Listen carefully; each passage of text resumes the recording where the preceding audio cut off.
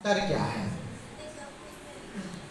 तो आइए थोड़ी सी उसी पर हम लोग चर्चा करते हैं। इसमें से ऐसे कितने भाई बहन हैं जिन्होंने श्रीमद् भगवत गीता को पढ़ा है? पूरा नहीं पढ़ना चाहिए गीता। हाँ नहीं, उसको बार बार पढ़िए, ठीक है ना। जैसे हम क्या करते हैं कि प्रतिदिन 5 श्लोक पढ़ते हैं, मनन चिंतन करते हैं। तो ज़्यादा अगर आप पूरा एक चैप्टर ही पढ़ना शुरू करेंगे ना, तो फिर आपके लिए भार बन जाएगा।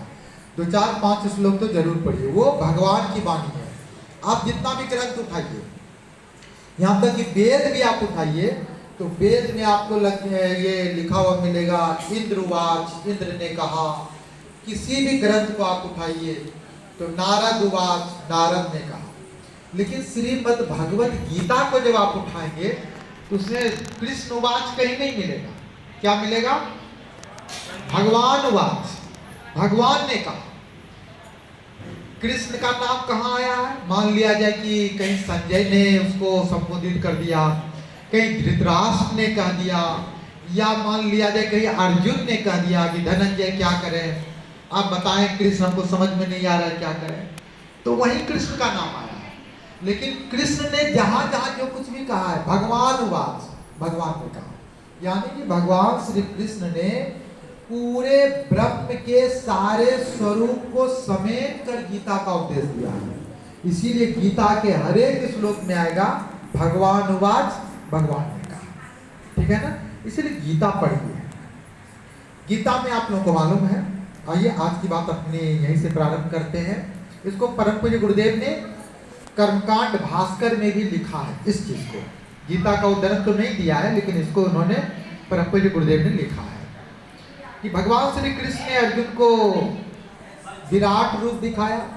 ध्यान से सुनिए, बहुत सहज तरीके से बताएंगे। आप भले शब्द को लच्छेदार तरीके से बड़े भाइयों के जैसा नहीं बोल पाए, लेकिन मोटा मोटी आप समझा देंगे। इसलिए बहुत सरल तरीके से आपको बताएंगे। भगवान श्री कृष्ण ने अर्जुन को गीता का उपदेश दिया, विराट रूप दिखाया, ज्ञान योग के बारे में बताया, भक्ति योग के बारे में बताया, संन्यास योग के बारे में बताया। गीता में सब कुछ है। ध्यान कैसे करना है, प्राणायाम कैसे करना है, भोजन कैसा करना है, चलना कैसे है, देखना कैसे है, जीवन कैसे जीना है, ये सब चीज विस्तार से कृष्ण ने अर्जुन को बताया। फिर भी अर्जुन की जिज्ञासा समाप्त नहीं हुई है। 18वें अध्याय में अर्जुन पूछते हैं कि भगवान आपने तो सब कुछ हमको बता दिया, दिखा दिया, देख भी लिए, लेकिन फिर भी हमारी समझ में बात नहीं आ रही है। अरे हम जब किसका करें? आपका तो विराट रूप हमने देखा, तो उसमें देख लिया कि सारे देवी देवता आप ही लोग हैं। आप ही काली है, आप ही दुर्गा है, कृष्ण है, राधा है, टोटल आप ही हैं। जब टोटल आप ही हैं तो टोटल का तो हमको जप करना पड़ेगा ना, पूजा करना पड़ेगा। तो किस किस का करेंगे? और सबका करना शुरू करेंगे तो मालूम है एक देवता का एक मंत्र अगर बोलेंगे तो जिंदगी कट जाएगी, तो भी सारे देवता का ही पूरा नहीं होगा। तो कुछ सूत्र है, बताइए हमको। तब गीता के 18वें अध्याय का 66वां श्लोक है, बड़ा प्यारा श्लोक है। मैं तो कहता हूं कि पूरे गीता का सार है। केवल नंबर लिख लीजिए, फिर गीता में ढूंढ लीजिएगा आप लोग इसको। गीता के 18वें अध्याय का 66वां श्लोक, इसको याद होना चाहिए हर एक गायत्री परिवार के कार्यकर्ता को, ठीक है ना। बड़ा सुंदर है। गीता के 18वें अध्याय का 66वां श्लोक, 18.66 भगवान श्री कृष्ण अर्जुन को कहते हैं कि सर्व धर्मान परित्यज्य। श्लोक लिखना नहीं है, गीता में ढूंढ लीजिएगा, या हमारे पास गीता है, श्रीमद् भगवत गीता, आप दे देंगे, उससे नोट कर लीजिएगा। सर्व धर्मान परित्यज्य मामेकम शरणं व्रज अहम त्वा सर्व पापेभ्यो मोक्षयिष्यामि मा शुचः। सर्व धर्मान परित्यज्य, तू सभी धर्मों का परित्याग कर, सभी कर्मों का परित्याग कर दे। मामेकम शरणं व्रज, मेरी शरण में आ, मेरा भक्त बन। अहम त्वा सर्व पापेभ्यो, मैं तुम्हारे सारे पापों को धो दूंगा। मोक्षयिष्यामि मा शुचः, और मुक्ति की प्राप्ति करा। ठीक है ना, एकदम स्पष्ट कर, मेरा भक्त बन, छोड़ सबको, ढेर देवी देवता को देख लिया चक्कर में नहीं पड़ना है। मेरा भक्त बन, मेरे मंत्र का जप कर, हर एक कार्य मुझको समर्पित होकर कर। इतना अगर तुम करोगे तो सारे लौकिक सुख मैं तुम्हें दूंगा और अंत में परम सुख का अधिकारी बना दूंगा। ठीक है। तो अर्जुन फिर पूछते हैं, अरे भगवान वो तो ठीक है, लेकिन ये तो आपने बताया ही नहीं कि आप हैं कौन। हम तो एक के बारे में पूछ रहे थे ना। तो भगवान श्री कृष्ण ने कहा है कि गायत्री छंदसा महम, ये गीता का श्लोक है। ठीक है ना। गायत्री छंदसा महम, छंदों में मैं गायत्री हूं। कृष्ण ने तो सूत्र के रूप में कह दिया, लेकिन गुरु जी ने इसको खोला है। कहाँ? तो कर्मकांड भास्कर में दीक्षा का जो प्रकरण है, दीक्षा जब देने का है उसके पहले व्याख्या है, उसमें गुरु जी ने इसको खोल दिया है थोड़ा सा। क्योंकि गुरु जी तो कृष्ण ही थे। मैंने अर्जुन को गीता पढ़ाया और एक था ना, मेरा परिचय क्या पूछ रहे, रचयिता रक्षक पोषक हूँ, युग दृष्टा युग सृष्टा हूँ, मैं नवयुग का उद्घोषक हूँ। मैंने साधारण वानर को बजरंग बनाकर खड़ा किया, मेरी गीता ने अर्जुन को अन्याय मिटाने अड़ा दिया। विकृतियों से लोहा लेने सुर संस्कृत का संयोजक हूँ, मेरा परिचय क्या पूछ रहे, रचयिता रक्षक पोषक हूँ।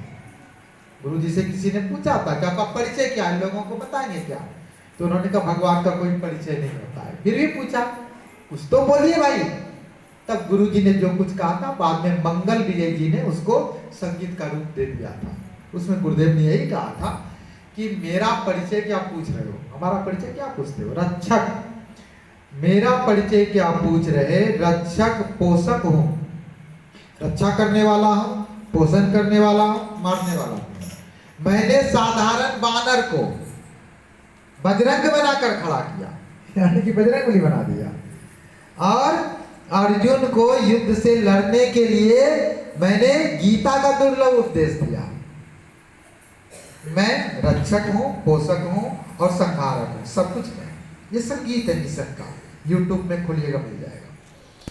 तो मैं निवेदन ये कर रहा था कि परम पूज्य गुरुदेव ने उसको खोला। गुरुदेव ने कहा कि गायत्री मंत्र नहीं है, गायत्री क्या है, छंद है।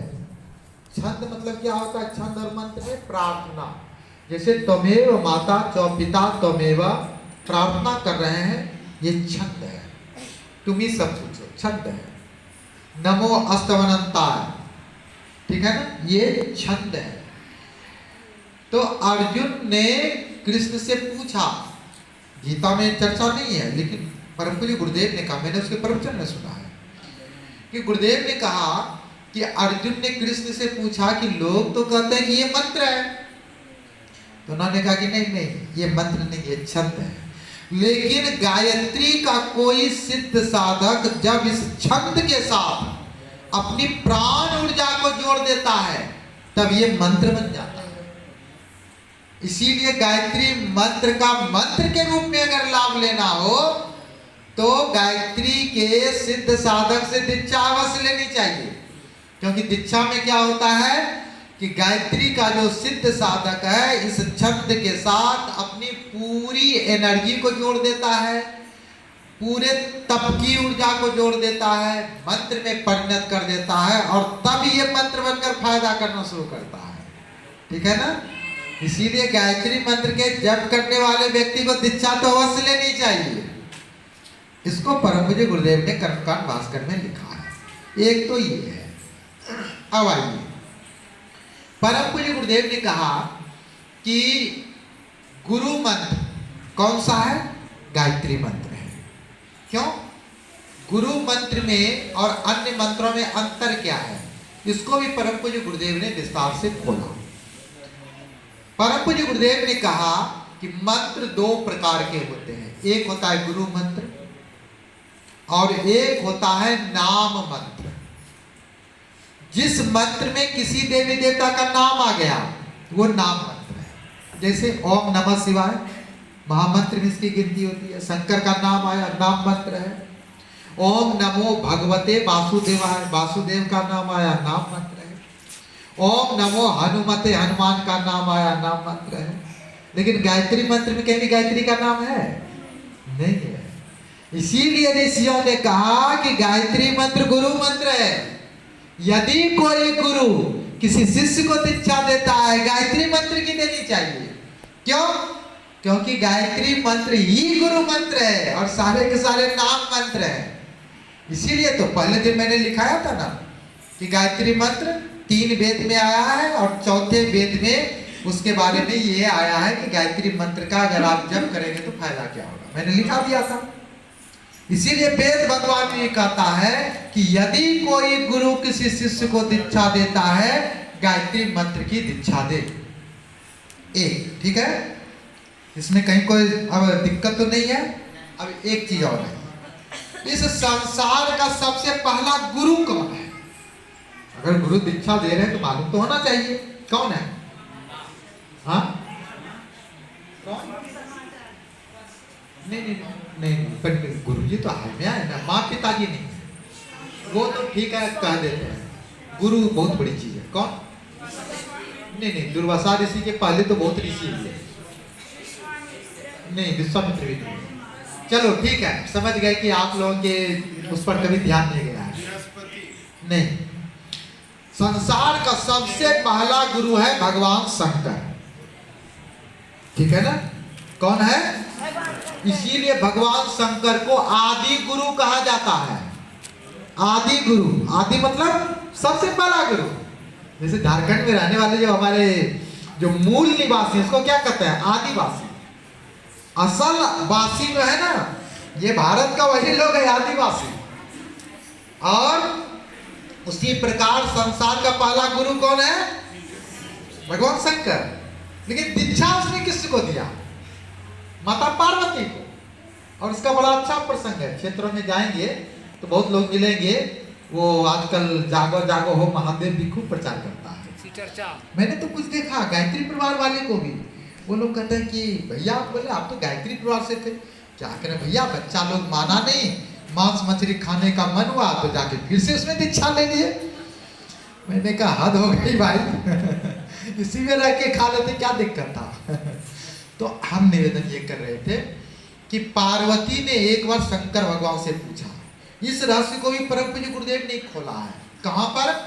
गायत्री महाविज्ञान पढ़िए, अध्ययन करिए बार बार। एक श्लोक है गायत्री महाविज्ञान में, एक चैप्टर है, उस चैप्टर का नाम है गायत्री मंजरी। गायत्री मंजरी चैप्टर है गायत्री महाविज्ञान में, उसको पढ़िए। उसमें हुआ क्या?